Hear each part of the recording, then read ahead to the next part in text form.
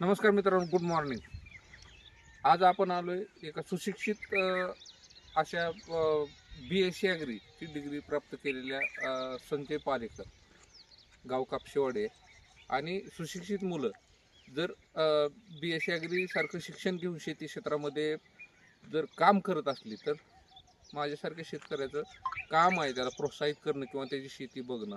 तर त्याची द्राक्षाची प्लॉटची मी सकाळी पाहणी केली आणि त्याच्यानंतर त्यांनी जी द्राक्षेला एकच पिकाकडे न वळता त्यांनी टोमॅटोची लागवड किंवा फुलशेतीची, फुलशेती म्हणजे झेंडूच्या फुलाची जी लागवड केली आहे. तर आपण जाणून घेऊया त्याच्याकडून ह्या झेंडूचा कुठला वाण आहे? हा लेमन गोल्ड वाला. लेमन गोल्डवाला.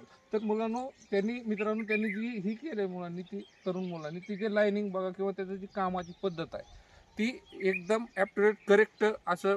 लागवडीतलं अंतर किती आहे? अंतर 6 फूट आहे. तर 2 वळीच्या मधलं अंतर 6 आहे. व्हरायटी किती दिवस झालेत लागवड करून? लागवड करून 1 महिना झाला. तर एक महिन्यामध्ये तर आता झेंडू एक 8-10 दिवसामध्ये तोडणीसाठी येईल.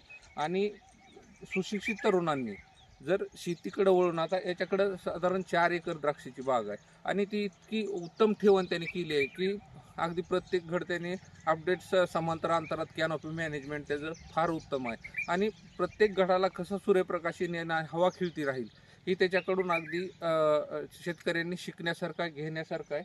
आणि त्याचं उच्च शिक्षित असून परंतु स्वतःच्या शेतीकडं जे त्यानं डिग्री पूर्ण केल्यानंतर जो शेतीकडं त्याची जी ओढ होती.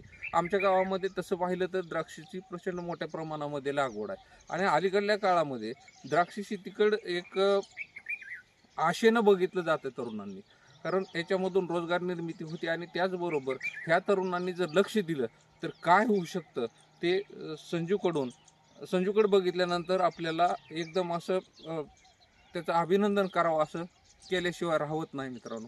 नमस्कार.